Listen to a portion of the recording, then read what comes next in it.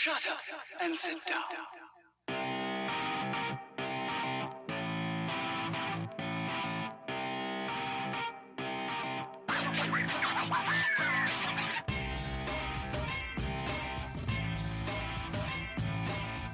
Welcome to the Bricks King podcast, where I'm going to bend your ear about Lego, review those amazing bricks of plastic, and discuss what is new and up and coming around the Lego world. I'm your minifigure host, Matt. Let's build on it. Welcome in, everybody. How are we doing today? Hopefully you're doing quite lovely. If not, I hope this episode gives you an uplift, an uptick in your day or evening or wherever you are in the current 24-hour time frame, unless you're way out in space or on a different planet, which would be really cool. My first extraterrestrial listener. That's pretty cool. Anyway, today we are here to talk about the one and the only, Indiana Jones sets. Well, they aren't the one and only, but they are the current rendition of Indiana Jones sets that are reimagined from versions of the past, which is never a bad thing. Well, sometimes it's a bad thing. Sometimes it really turns into trash. I don't think it did this time. So let's go ahead and talk about it. We have three that we have to talk about. The one that did not, that it was not offered early review copy of, was the Temple of Doom, because it was never produced. It was produced, but it was never shipped. It was never, it was never going to retail. It was canceled. So it's sad. I hate when that happens. It really sucks. When you get really excited about something, you're like, oh my God, I would love to have this. Oh, but they canceled it. Well, damn. Anyway, first one up that we're going to talk about is the Fighter Plane Chase 77012. It is a reimagined version of 7198 from years and years and years and years ago. So many years ago, when Lego did 4-digit numbers for their sets, which is like forever ago. Anyway, this set has 387 pieces. It retails for a cool $35, 35 euros, and it's actually a pretty good part price ratio. 9 cents isn't too bad. It's kind of good. It's in that wheelhouse of happy, and you actually get a lot here. And this may be one of my favorite builds of this price point, and also really of this theme. So let's go ahead and take a dive in. So the first thing we're going to talk about is this little set piece. We got to get the set piece out of the way. You have a little quarter plate here that you have. A quarter round plate is a little bit bigger than just like your standard quarter round tile, of course. However, you have a little street sign here, and then you have the triangular white clip-on sign piece. Usually you see like caution or yield or something weird like that. Anyway, this shows the train tunnel, and then there is a little 1x3 tile underneath that says that has a sticker pointing to the left for Berlin or Berlin. Hopefully I said that right. I gotta work on my German, or at least my accent. Anyway, really cool stuff for this little build. I like that. They are both stickers though, so that does kind of suck. I know those of you that hate stickers, especially when you have bad sticker placement or poor sticker placement. Anyway, the first build that you come across in this set is the actual car itself. And the car is very unique. It's a very fun little build. It is actually heavier than what it looks. You may look at this and you're kind of like, that's kind of dinky looking. It actually has quite a bit of weight to it. It actually looks really sharp on the inside and on the outside. You do get some detail to a certain degree. But again, think about where your wheelhouse is for this price, $35. Anyway, so your car scheme is basically made up of that black and that white. You have the black fenders and stuff. This is, I believe when I built this on Twitch, I believe this is a new fender piece, if I am not mistaken. So you've got some nice black fenders here. You got some black trim work around the sides on the exterior doors, or on the exterior of where the doors are, not exterior of the doors. Anyway, the tires are interesting, and I want to bring this up because when I built them, I was like, I don't think I've ever seen a vehicle done with these tires. So the tires are actually narrower than the rims that come with the set. They are meant to give you that old style feel and whatnot. So I do like that. It just felt weird. It felt dirty doing it. Like I felt like a bad human putting these tires on these rims, but it actually turns out to be pretty neat in the way that it looks. The base of this thing is actually really kind of chunky and clunky. There's just a lot of plates. It's just really kind of fat on the bottom. It's a lowrider, essentially. If you're looking like a kid is looking to play with this, the bottom is going to catch super massive in a bad way. So I wish, it was a plate thinner on the bottom. That also has a reason to adding to the weight. Anyway, so let's take a look from the front. From the front, we have these interesting little headlights that are up here. These are little rice bowls that are turned forward, and they have a trans clear stud that is here facing out to give you the lights there. We've got some grill pieces here in the metallic silver here in the center. Nice little brick built bumper with some slope tiles and such. Where the radiator is, they use a 1x2 modified plate right there with the open stud on top. You get some angled pieces that give you an idea of where your engine is supposed to be on the front of this thing. And then you have this big, giant, bulky windshield piece. It's not an actual windshield piece. It is one of those simple, we usually see them with bumpers, right? Kind of like a cow bumper kind of thing. It has the 4 studs on it. And this is, I believe this is in metallic gray as well. I believe so. It's not regular. Yeah, it's metallic gray or gunmetal gray, whatever it's called. I don't know. Anyway, so as we dip down into the cockpit here, you have a steering wheel on the left-hand side, and then you have this little rounded slope on the other side for your other guy. There are 2 seats in here. It does give you an ability to hold 2 minifigs in there. The only issue is you got to have their arms up. Their arms have to be up or their exterior arms facing the edge of the vehicle have to be up to be able to get both of them in there. And, maybe they're holding hands in the middle. Go for it. Have some fun. Anyway, on the exterior of those seats, the panels that run along the side here, you have some 2x3 tiles. The 2x3 tiles have a sticker that implies the door in the old style that it used to swing open. Not too bad. Not a giant fan of them, but it works. Just to the rear of that, you have this little area where you can stick your treasure chest. This treasure chest is multicolored. It comes with a brown color for the lid and then a nougat color for the base. Inside, you do get 2 revolvers in this set. I put them both in there. It only shows 1. And the umbrella. So it does sit nicely recessed in there. And there's actually a spot for the briefcase that comes with the minifig as well, which we'll talk about. Whoa! She may have popped away from me, which we'll talk about here in a little bit. So you shove that puppy in there, you shove your little, your briefcase right next to it, and you are good to go. You are ready to roll and get going. Now, as we move towards the rear decking of this thing isn't really anything to look at. You've got some light bluish gray that's ugly sticking out right there. You've got a long 1x6 plate that's sticking out as well. It's just kind of hideous looking in the way that it just sticks there. But when you get to the back, you've got your little, standard kind of bumper, brick belt bumper in this case. You've got the black wheel coverings, whatever. And this is where you kind of get into a Speed Champions-esque idea, because to be able to get the slope of the rear back door or back end of this vehicle from the rear deck lid down to the bumper, it has to be angled. And the way they accomplish this is they have 2 blue clips on the inside, so it makes it easy for a kid to find. And then they take 2 little, they're not alien arms, but they're kind of like alien arm clips. They have a bar, and then they have that big fat kind of clip that is on it. And then you attach that into the bars on the inside, and that gives you your angle.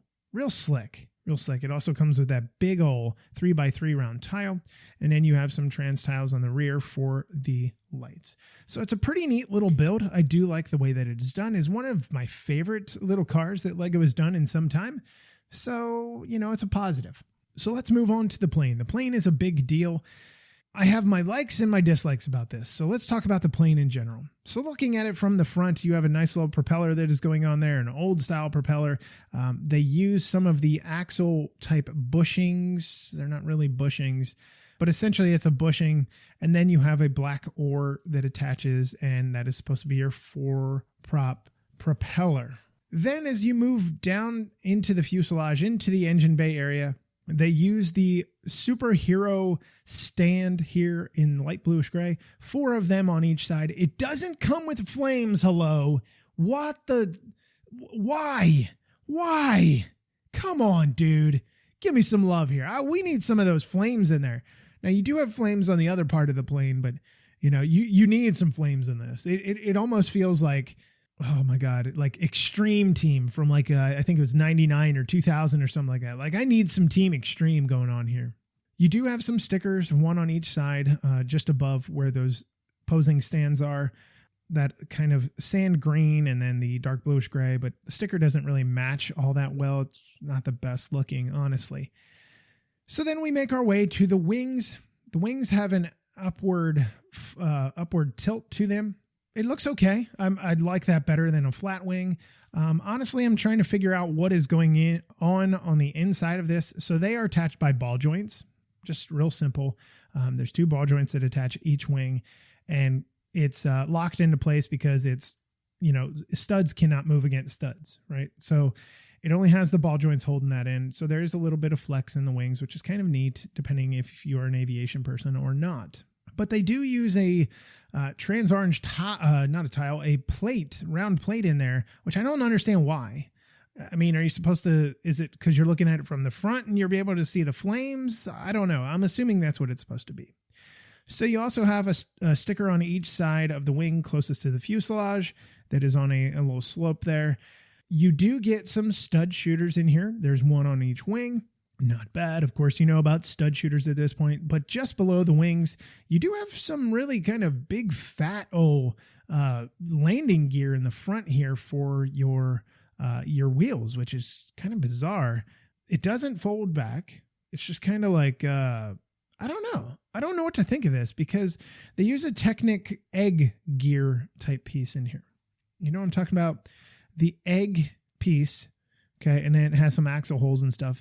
Usually it put in some kind of gearing sequence is usually where I'm for like a timing type gear. So they have that. And then you have a little bit of a Technic frame down there. There's two orange tiles that are on the bottom, rounded tiles that are on the bottom in that trans color.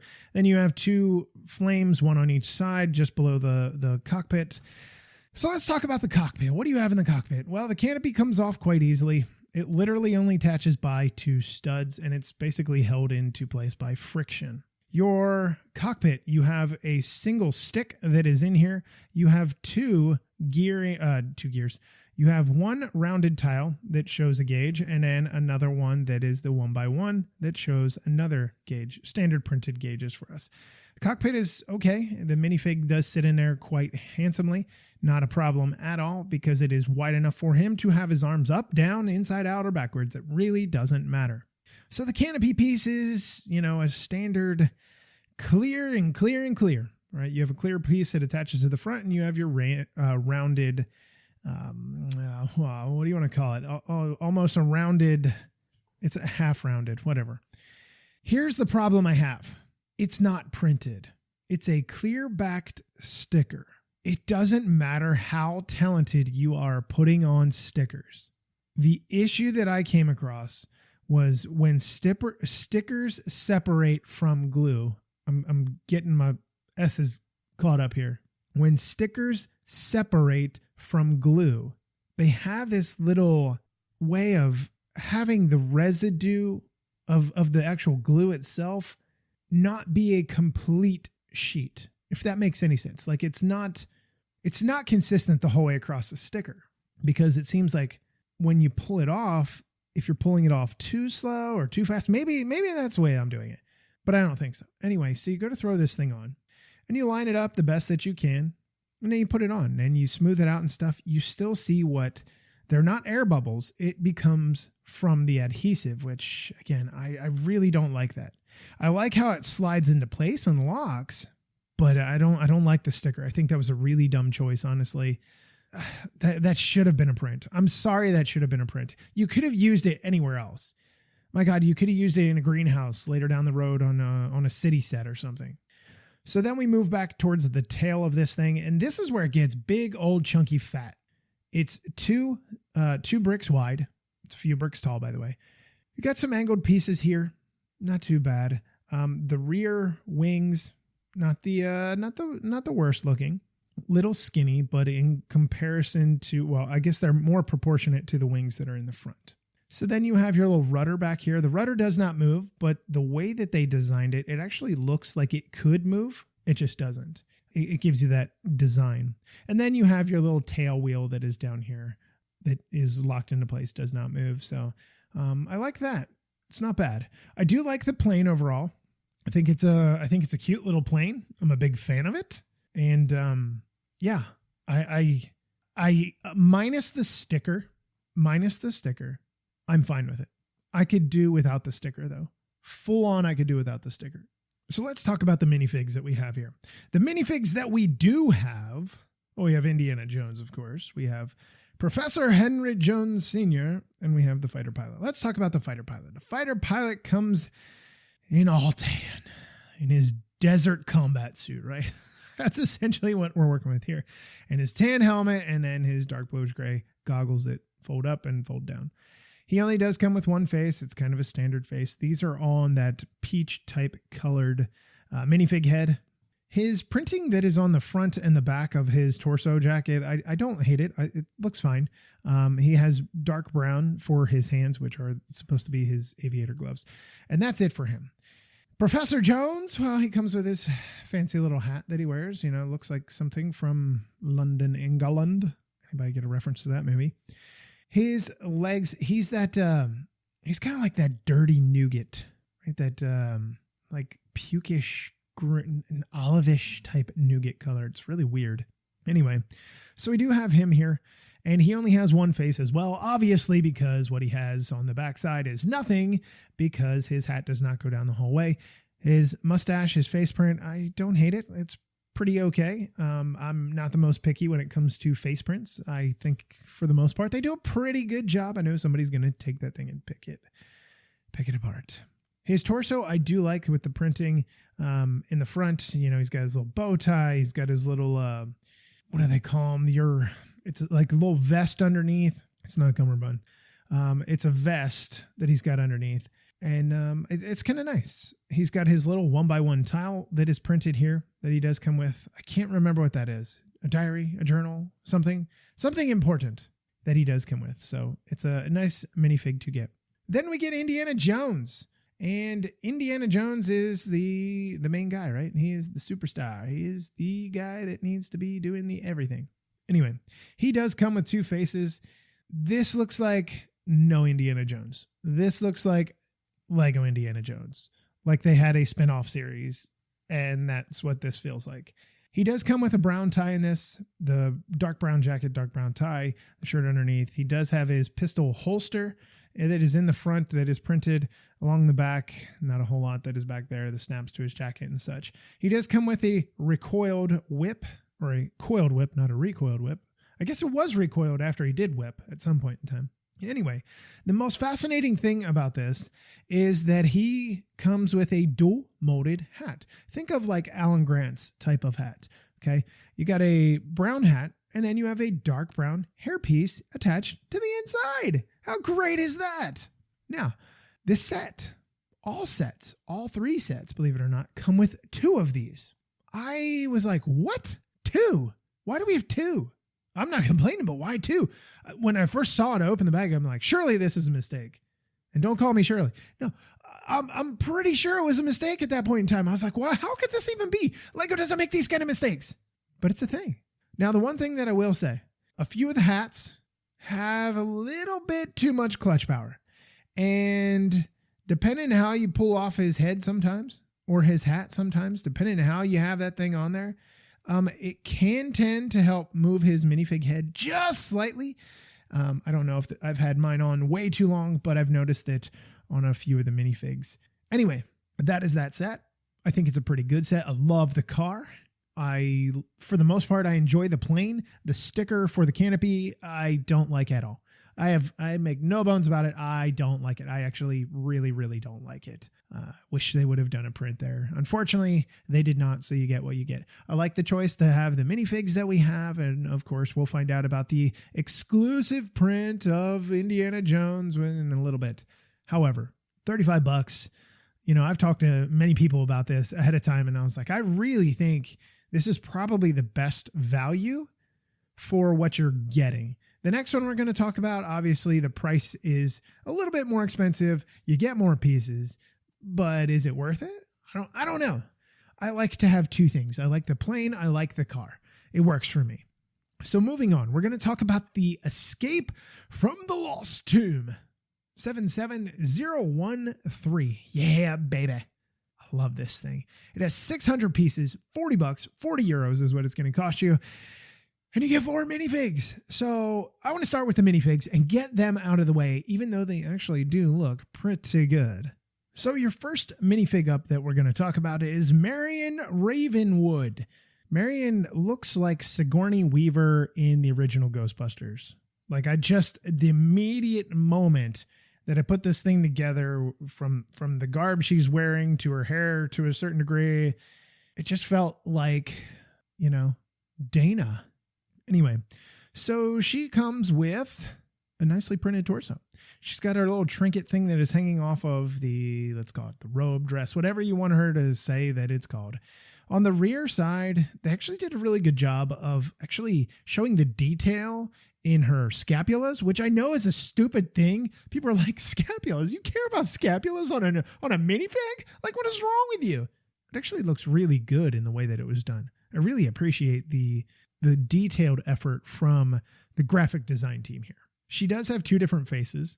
She has a smirky face and a freaked out face, mouth agape and panicking. She does have dual molded legs. She has the flesh tone, flesh color. I don't like calling it flesh. It's like beach. Yes. Flesh. Just, it sounds like, you've got somebody chained up in your basement and you're cutting off parts of their skin. Like, I don't like it. Anyway, sorry. That was a weird tangent, wasn't it? I promise I don't. Anyway, she does have a little torch that she has, and her hair, I do love her hair. It's very wavy. It's long. It works for me. It looks pretty good. Then we have Indiana Jones again. This time Indiana Jones is not wearing a tie. He has a perplexed look, and then he has a smiling face. It isn't so much smiling as it is kind of like, haha, I'm going to get ya. It's kind of what it feels like. Dual molded hat again, hat hair combo, same thing. 2 of them again. Comes with his coiled whip that could have been recoiled after it was extended and whoosh. Anyway, this time he does come with a satchel. Everything else is identical, including his legs. Then we move on to Salah. Is it Salah or Salah? I think it's Salah. Salah? Salah's got his little head scarf that he's wearing here. The minute I saw this, like, I can't help but think of like a cartoonish type injury, like where they wrap somebody's head, right? And I'm not making fun of anybody's culture, religion, or anything like that. Like, I saw this and I was like, I could put this on, another minifig in the Lego City Hospital, right? Like somebody that's bandaged up and injured or something like that. Anyway, so he does come with that. That is in white. He does only have 1 face. He's got his little smiling self with that nice beard. Very dark, thick, full beard. Love it.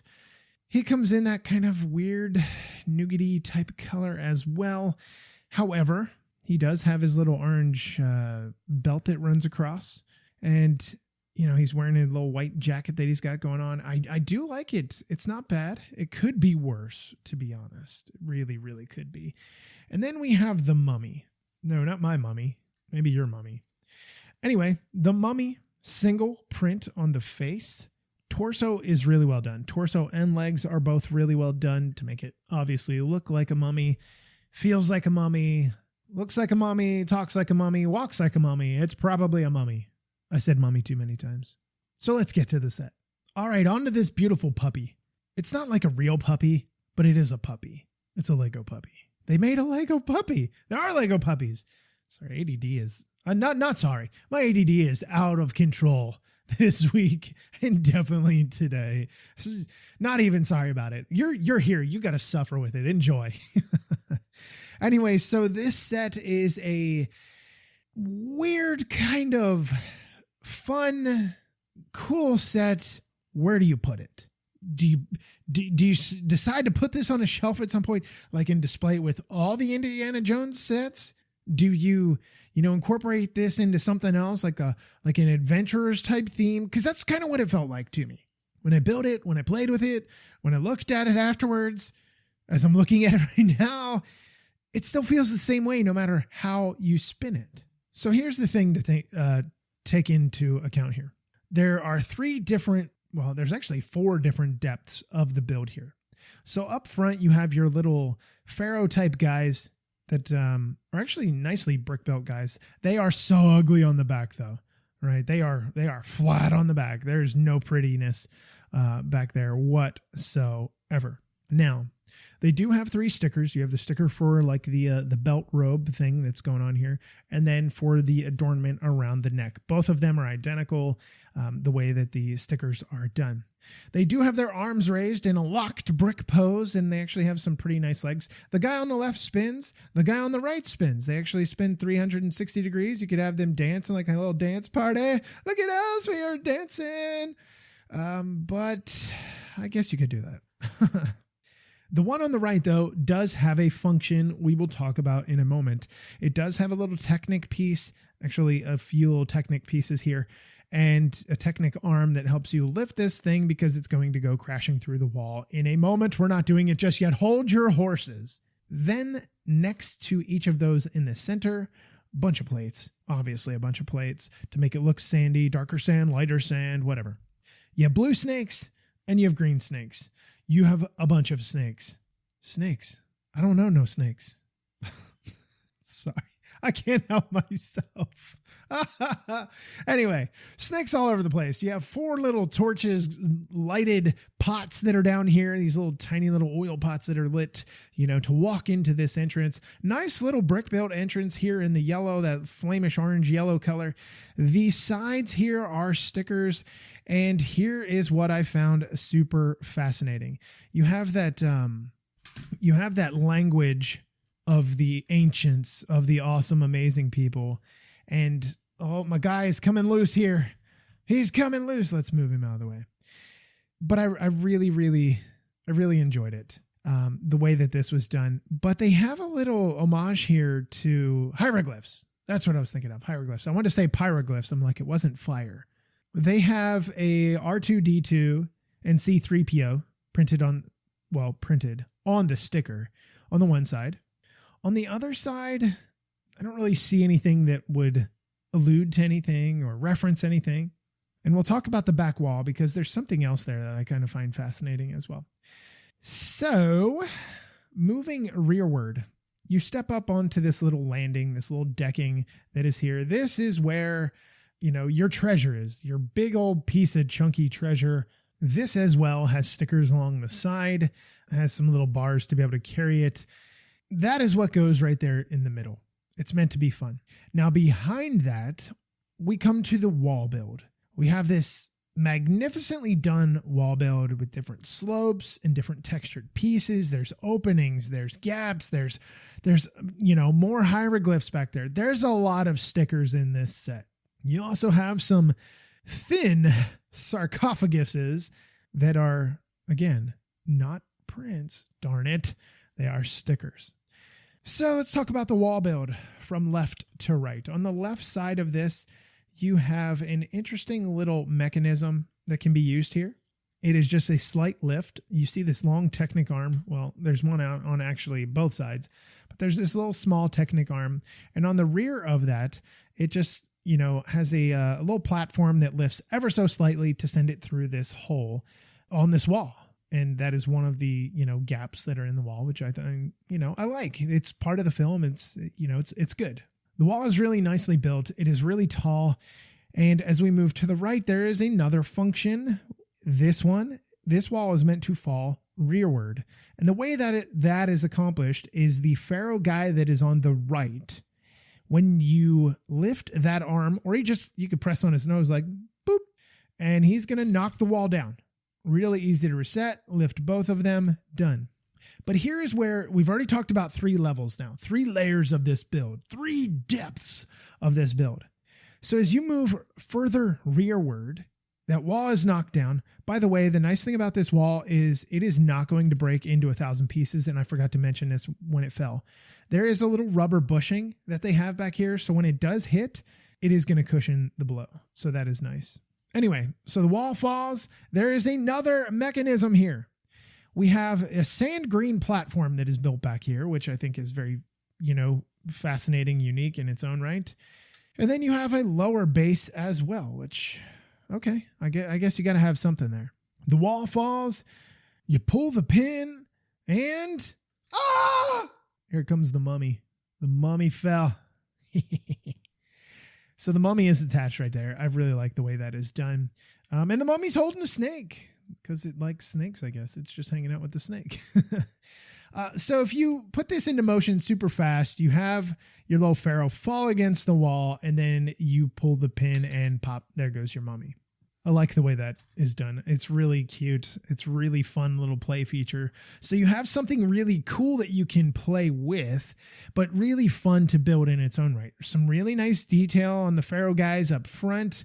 The wall build, like I had mentioned, has a lot of great detail. A lot of great detail. And I really appreciate everything that is done here. I love the idea of the pharaoh here. I did forget to mention there is a giant sticker that is on one of the panel pieces where the mummy falls. You'll be able to see it. And it's just got glowing eyes that are looking out through like spider webs. That's fine. You don't really get to see it much. You know, you've got to get down at that level or whatever. Somebody's going to play with it and be like, look at this. Oh my God. But whatever. You're not going to be able to see it if you set this thing up on a shelf, which is fine. You don't need to. You don't need to see it that way. So, as I had mentioned, a lot of snakes in this. The snakes can be clipped into place. They can be free-floating snakes, free-form snakes, snakes that are on slides that can come out through holes in the wall. They could be snakes in a mummy's hand. My God, they could probably be snakes that get knocked into the wall. Either way, a little bit extra detail goes a long way, and I really feel like they got a lot here. You look at the price point of this thing, and honestly, I think the price point is super, super solid. Still probably not my favorite set of the wave, but there's a lot here. My biggest thing is, as much as I love playing with this thing and knocking the pharaoh down into the wall and pulling the pin for the mummy to drop, I just don't know what I would do with it. Like, it doesn't feel like a display piece, especially because of how, easily it is to, like, if I were to shake my table enough or just shake the set just ever so slightly, it's going to fall and take it out. Now, it's not going to hurt anything, but it's like, well, if I display it, it's not going to really do much else, right? It's really not going to be able to accomplish anything else, but whatever. It looks pretty. It feels pretty. And I think the price is super spot on. You really cannot complain with that value. So far, out of the two of these, I think the minifig selection is incredible. I love the dual molded hats. I think that is great, but you have to wait until the next episode to get the Temple of the Golden Idol, which is coming tomorrow. So, well, depending when you're hearing this, if you are hearing this months down the road, you have them right away because you downloaded them right away. But those of you that are waiting, that is going to be on the next episode. It's going to come out the day after this one releases if you look at the timestamps on this thing. But I hope you did enjoy these two. And we're going to roll out of here. And until we meet again, I'm your minifig host, Matt. Let's build on it.